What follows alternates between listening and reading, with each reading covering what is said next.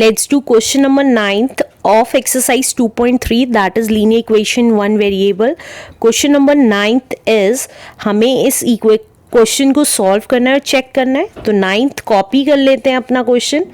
9th question is 2y plus 5/3 equals to 26/3 minus y. अब हमें पता है वेरिएबल टर्म्स एक साइड ले आते हैं, तो 2y अपनी जगह रहा, y क्योंकि इधर आ गया तो प्लस का हो गया. इसी तरीके से 26/3 अपनी जगह रहा और 5/3 इधर आ गया तो माइनस का हो गया. 2y प्लस y कितना हो गया 3y इक्वल्स टू, अब देखिए यहाँ पे दोनों के नीचे 3 है तो हमने LCM लिया, 3 एज इट इज लिखा, तो ऊपर सेम वैल्यूज में एज इट इज लिख देते हैं. तो 3y कितना आ गया, 26 में से 5 गया इस 21/3 आ गया. तो y की वैल्यू कितनी आ जाएगी 21/3 एज इट इज इंटू 1/3 हो जाएगा, क्योंकि यहाँ मल्टीप्लाई में था तो नीचे डिवाइड में आ गया.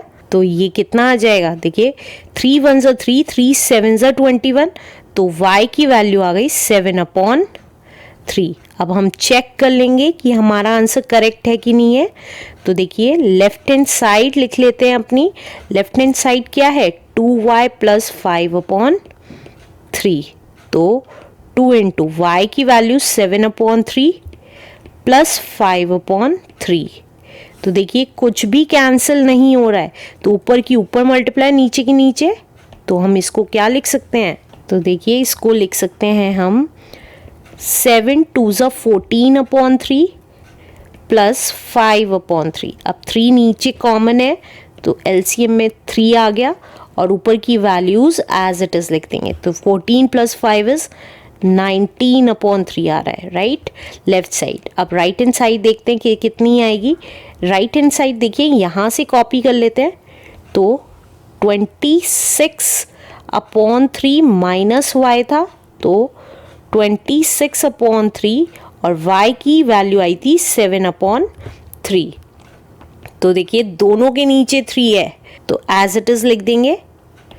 तो 3 LCM आ गया, 26 माइनस 7, तो ये कितना आ गया 19/3. तो देखिए हमारी लेफ्ट साइड भी 19/3 थी और राइट साइड भी, तो that means our answer is absolutely correct और हमारी left side equals to right hand side हो गई. This is our answer.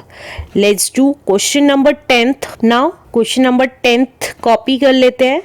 10th दे रखा है हमें 3m equals to 5m minus 8/5. अब हमें m की वैल्यूज पता है एक साइड लेके जानी है, तो माइनस का हो जाएगा 5m इक्वल्स टू माइनस 8/5. तो अब देखिए 5 और 3 दोनों अपोजिट साइन है, सब्ट्रैक्ट हो जाएंगे, तो 5 में से 3 गया इज 2 और क्योंकि 5 माइनस का था इसलिए माइनस का 2m इक्वल्स टू माइनस 8/5. अब देखिए जब भी एक वैल्यू इधर है और एक ही वैल्यू इधर है और दोनों के साथ माइनस साइन होता है, तो हम क्या करते हैं उन दोनों को कैंसिल कर सकते हैं राइट. तो ये कैंसिल हो गए, तो अब हमारी वैल्यू क्या बच गई है, that is 2m equals to 8/5 बच गई है.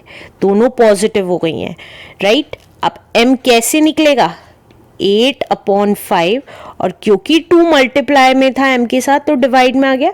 अब जो कैंसिल होता है वो कैंसिल कर देते हैं, 2 1 2, 2 4 8. तो ये कितना आ गया हमारा m 4/5 आ गया.